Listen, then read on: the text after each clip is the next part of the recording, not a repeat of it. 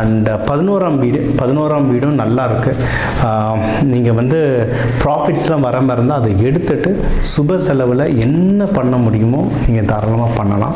சொல்லப்போனால் ஆஃபீஸில் வந்து உங்களுக்கு சின்ன சின்ன பிரச்சனைகள் வந்தாலும் இப்போ குரு பார்க்கறதுனால நீங்கள் எப்படியோ அதில் வின் பண்ணிட்டு வந்துடுவீங்க சார். சரிங்களா? நீங்கள் வந்து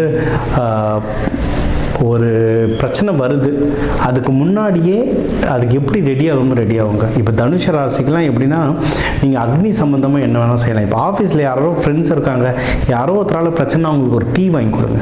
சரியா? இதெல்லாம் ஒரு ப்ராக்டிக்கல் பரிகாரம், ட்ரை பண்ணி பாருங்கள். சரிங்களா? ஒரு டீ மிக்சரோடு வாங்கித்தாங்க, சூப்பராக ஒர்க் ஆகும்.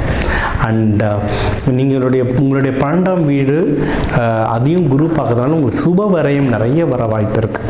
ஸோ உங்களுக்கு வந்து கையில் பணம் வரும், சுப வரையத்துக்கும் சான்ஸ் இருக்குது. ஸோ வர பணத்தை டக்குன்னு ஏதாவது ஒரு நல்ல விஷயம், ஒரு நகை வாங்குறீங்க, எப்படி போடுறீங்கன்னா பணம் தப்பிச்சுக்கும்.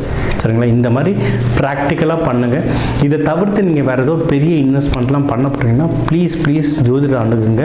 கீழே நம்பர் இருக்குது, அதை கேட்டுட்டு ஒரு ஸ்டெப்பும் நீங்கள் பார்த்து பண்ணிங்கன்னா நம்ம செலவுகள், மன உளைச்சல்கள் இது எல்லாத்தையும் சேவ் பண்ணிட்டு நம்ம அதிகமாக வாழலாம். தெய்வங்கள் வழிபாடு அப்படின்னா சிவன் கோவிலுங்க. சிவன் கோவில் வியாழக்கிழமை வியாழன் ஹோரையில் வேண்டுறது ரொம்ப நல்லது. சரிங்களா? அண்ட் நீங்கள் பெருமாள் வணங்குறவங்களாக இருந்தால் நீங்கள் வந்து சத்யநாராயண பகவானை வணங்கலாம், லக்ஷ்மி நரசிம்மரை வணங்கலாம். இதுவும் வணங்குறது சூப்பர். எப்போவுமே நீங்கள் ஒரு நெய் தீபம் போட்டு வழங்கினாலும் ரொம்ப நல்லது. இல்லை வரவங்களுக்கு தண்ணியோ கூல்ட்ரிங்க்ஸோ அன்னதானமாக கொடுத்தாலும் ரொம்ப நல்லா வருங்க. இன்னும் உங்கள் ஜாதகத்துக்கு குறிப்பிட்ட சில பிரச்சனைகள் இருக்குது சார், எனக்கு இதுக்கு தீர்வு வேணும்னு நினச்சிங்கன்னா எனக்கு கீழே இருக்க நம்பருக்கு கால் பண்ணுங்கள், தாராளமாக சொல்லலாம். ஸோ இந்த 2025 நம்மளுக்கு நிறைய படிப்பினை தந்தது.